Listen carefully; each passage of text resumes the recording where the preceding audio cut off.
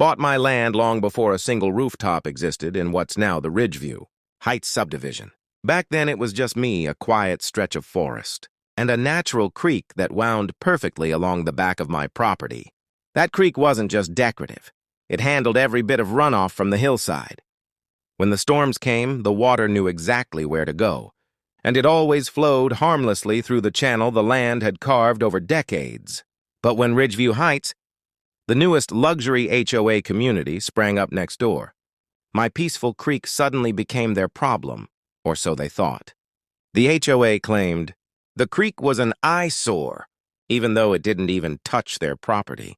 Still, they kept nagging me to landscape it, divert it, or beautify it to match their million-dollar homes.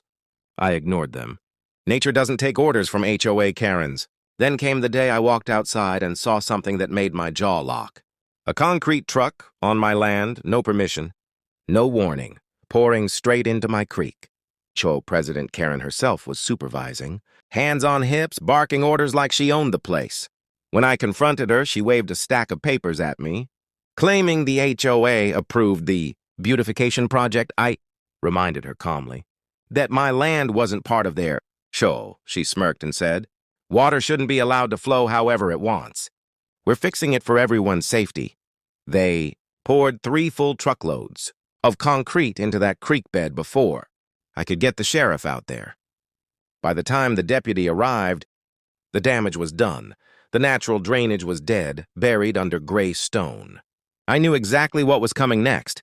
The first rainstorm hit a week later, and the water that used to flow effortlessly down the creek had nowhere to go. It backed up like a clogged pipe.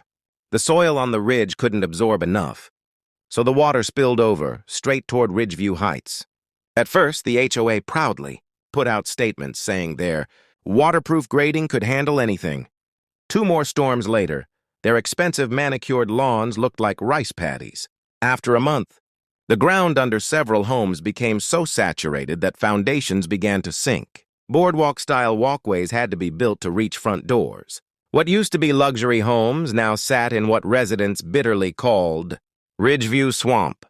Meanwhile, I filed a lawsuit, trespassing, environmental destruction, and property damage. The HOA fought back, blaming me for the flooding, but the judge didn't need more than 10 minutes to see the truth.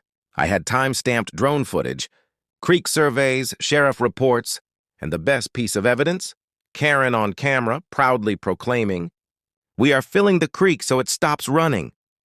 The judge's expression was priceless. The court ruling hit them like a wrecking ball. They were ordered to pay to excavate and restore the creek exactly as it had been, cover the costs of engineering the new drainage system,